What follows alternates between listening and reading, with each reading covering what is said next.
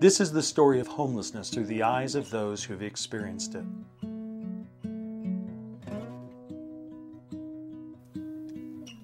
Alcohol. I started drinking at a young age when I was a teenager. I started drinking at work. So then I ended up getting fired, lost my job, and after I lost my job, then I lost the house I was living in. After that, then you live on the streets. That's when it starts getting really kind of crazy because you have to find places to eat. You got to find places to get clothes, clean up, shower. That's our drain tunnel. That's where we used to sleep. We'd have to fight over it. We got in a couple of bang-ups trying to get that as our home. It's another place to sleep. The couch is right by the dumpster. That dumpster right there, there's where we used to get our pizza from.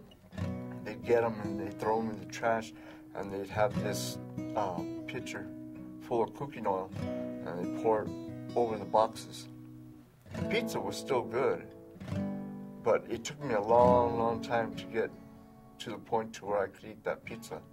Because, you know, you're getting it out of the trash, for one, and then you're getting it out of a greasy box.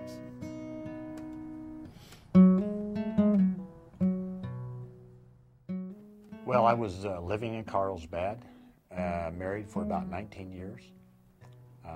And my children, once they grew up and were almost out of school, the marriage just disintegrated. I sleep in an alley primarily because I don't drink or smoke outside. I don't look for trouble. And the police can drive by and shine a light on me and my partner camping with me and know that we're not doing anything, and they don't bother us. I wanted to show the spanning distance that people have to carry, have to cover going from one side of town to the other. During the day, just going from one meal to the next, say 3 meals could be 2 to 3 miles. And for a lot of people, that seems like quite a bit. This is a few blocks away from St. Martin's, and this is an electrical cover that people used to sleep inside of, 2 people at one time, and I assume it was a couple. And it's since been locked up and labeled "Do Not Enter." So they've used pallets and rugs or whatever they could find to cushion a bed next to the building.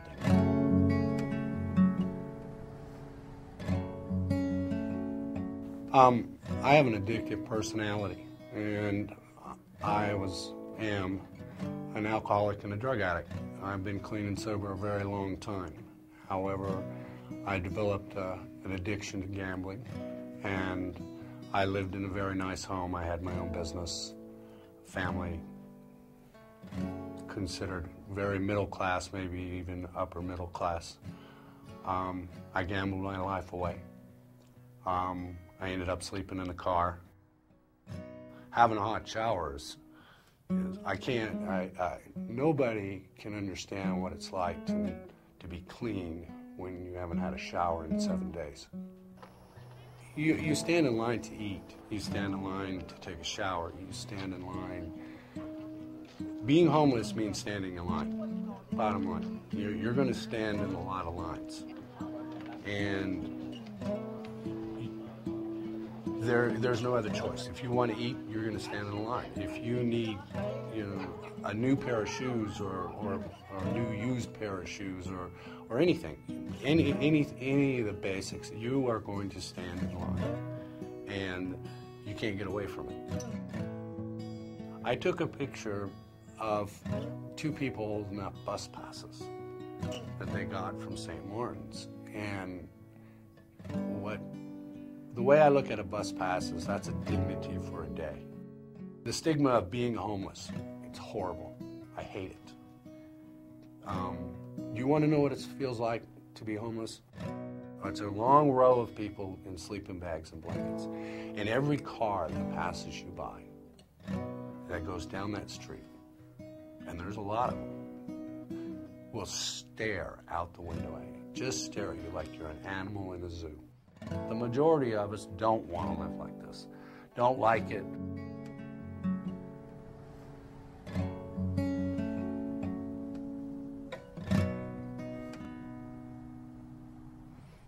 This is how St. Martin's helped me find my way home. St. Martin's was the one that helped me and gave me all the tools and everything else. All those years that I was drinking, I didn't know that I had psychological problems that I had to deal with.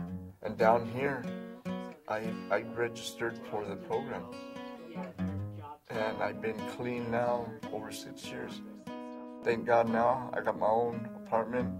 Thanks to St. Martin's, I got a car. I have a wonderful life now. Great.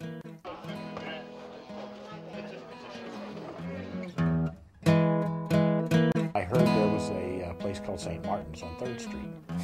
And I came here and I thought, oh my gosh, you know, there's food all over the place, there's mail access, phones to use. And I took advantage of that. And from there, I've had a couple of jobs. I take advantage of the storage facilities, a produce-sized box for storage, for clothes and different things. And there are 1,000 stories, and everybody has their own circumstances. You know, St. Martin's is here for those people. What I've used St. Martin's for is literally everything they offer. I've eaten here. You're welcome. Their shower is a godsend. I've gotten clothes here.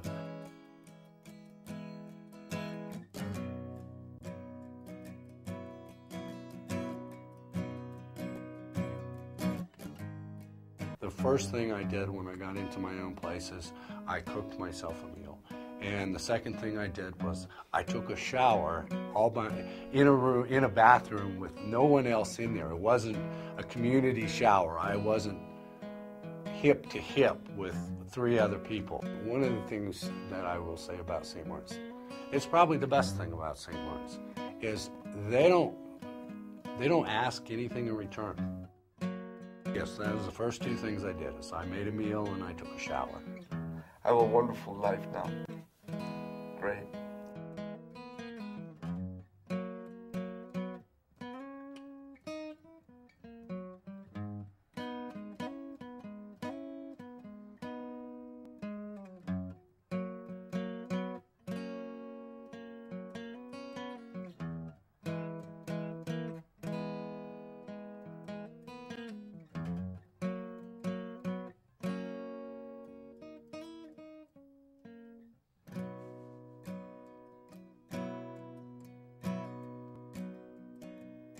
The coffee shop, located in downtown Albuquerque at 700 2nd Street, serves as a job training site for St. Martin's clients.